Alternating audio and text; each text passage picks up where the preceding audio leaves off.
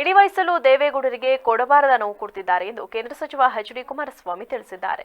ಚನ್ನಪಟ್ಟಣದಲ್ಲಿ ಮಾತನಾಡಿದ ಅವರು, ನಮ್ಮನ್ನ ಮುಗಿಸಲು ಏನೇನೋ ಕೆಲಸ ಮಾಡ್ತಾರೆ. ಇಳಿ ವಯಸ್ಸಿನಲ್ಲಿಯೂ ದೇವೇಗೌಡರಿಗೆ ಕೊಡಬಾರದ ನೋವು ಕೊಡ್ತಿದ್ದಾರೆ. ಮಕ್ಕಳು ತಪ್ಪು ಮಾಡಿದ್ರೆ ದೊಡ್ಡವರು ಏನು ಮಾಡ್ತಾರೆ? ನಿಮ್ಮ ಮನೆಯಲ್ಲಿ ಮಕ್ಕಳಿಲ್ವಾ? ಇದರಲ್ಲಿ ದೇವೇಗೌಡರಿಗೆ ಪ್ರಶ್ನೆ ಮಾಡ್ತೀರಿ. ಅವನ್ಯಾರೋ ಮಾಧ್ಯಮದವನು ದೇವೇಗೌಡರಿಗೆ ಏಕವಚನದಲ್ಲಿ ಮಾತನಾಡ್ತಾನೆ ಎಂದು ಅವರು ಹರಿಹಾಯ್ದಿದ್ದಾರೆ. ಈ ಮೂಲಕ ಭಾಷಣದಲ್ಲಿ ಪರೋಕ್ಷವಾಗಿ ಸೂರಜ್ ರೇವಣ್ಣ ಅವರ ವಿಚಾರವನ್ನ ಅವರು ಪ್ರಸ್ತಾಪಿಸಿದ್ದಾರೆ. ಇದ್ಯಾವುದಕ್ಕೂ ನಾನು ಕುಗ್ಗಲ್ಲ. ನಮ್ಮ ಅಧಿಕಾರಿಗಳು ಗುಲಾಮರಾಗಿ ಕೆಲಸ ಮಾಡಲು ಇತಿಮಿತಿ ಇದೆ.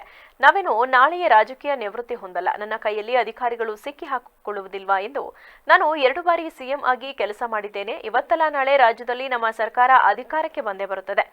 ನಾನು ದುರಹಂಕಾರದಲ್ಲೇ ಈ ಮಾತನ್ನ ಹೇಳುತ್ತಿದ್ದೇನೆ ಎಂದುಕೊಳ್ಳಿ. ಈ ಇಬ್ಬರು ಮಹಾನುಭಾವರು ಏನು ಮಾಡುತ್ತಿದ್ದಾರೆ ಗೊತ್ತಿದೆ. ಅಧಿಕಾರಿಗಳು ಈ ಗುಲಾಮತನ ಬಿಟ್ಟು ಎಚ್ಚರಿಕೆಯಿಂದ ಕೆಲಸ ಮಾಡಿ ಎಂದು ರಾಜ್ಯದ ಅಧಿಕಾರಿಗಳಿಗೆ ಅವರು ಎಚ್ಚರಿಕೆಯ ಸಂದೇಶ ರವಾನಿಸಿದ್ದಾರೆ. ತಪ್ಪುಗಳು ಕೆಲವರು ಮಾಡ್ತಾರೆ. ತಪ್ಪು ಮಾಡಿ ಅಂತ ನಾವು ಹೇಳ್ತೀವ?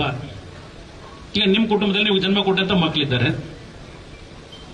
ನಿಮ್ಮ ಮಕ್ಕಳು ತಪ್ಪು ದಾರಿ ಹೋಗಿ ಅಂತ ನೀವು ಹೇಳ್ತೀರಾ? ಕೆಲವು ಘಟನೆಗಳು ನಡೆದಿದೆ. ದೇವೇಗೌಡರಿಗೂ ಅದಕ್ಕೂ ಸಂಬಂಧ ಏನು? ಕುಮಾರಸ್ವಾಮಿಗೂ ಅದಕ್ಕೂ ಸಂಬಂಧ ಏನು? ಈ ವಯಸ್ಸಲ್ಲಿ ಮಾಜಿ ಪ್ರಧಾನಮಂತ್ರಿನ ಅವನು ಯಾವನೋ ಒಬ್ಬ ಚಾನಲ್ನನ್ನು ಏಕವಚನದಲ್ಲಿ ಪದಬಳಕೆ ಮಾಡ್ತಾನೆ ಅಂದ್ರೆ ಬಹುಶಃ ಆ ಪದಬಳಕೆ ಏನಾದರೂ ಈಗ ಬಂದವರಲ್ಲ, ಈಗ ಚನ್ನಪಣ್ಣ ಉದ್ಧಾರ ಮಾಡ್ತೀವಿ ಅಂತ ಅವ್ರ ಬಗ್ಗೆ ಮಾತಾಡಿದ್ರೆ ಇಷ್ಟೊತ್ತಿಗೆ ಆ ಸ್ಟುಡಿಯೋ ಬೆಂಕಿನ ಹಾಕಿರೋರು.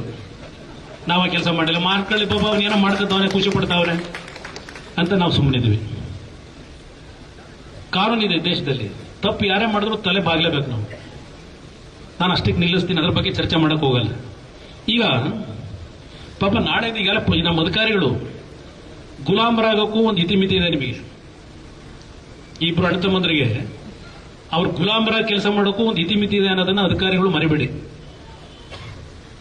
ನಾವೇನು ರಾಜಕೀಯ ನಾಳೆ ಬೆಳಗ್ಗೆ ನಿವೃತ್ತಿ ಹೊಂದಲ್ಲ. ಇಲ್ಲಿರೋ ಪುಣ್ಯಾತ್ಮರು ನಮ್ಮನ್ನು ಉಳಿಸ್ತಾರೆ ಈ ರಾಜ್ಯದಲ್ಲಿ.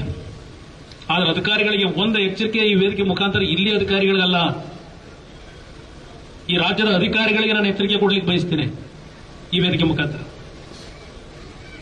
ಏನೋ ಇಲ್ಲೋ ಒಂದು ತಾನಂತೂ ಬಗೆದರೆ ಬೇರೊಂದು ಬಗೆವುದು ದೈವ ಅಂತ ಹೇಳಿ.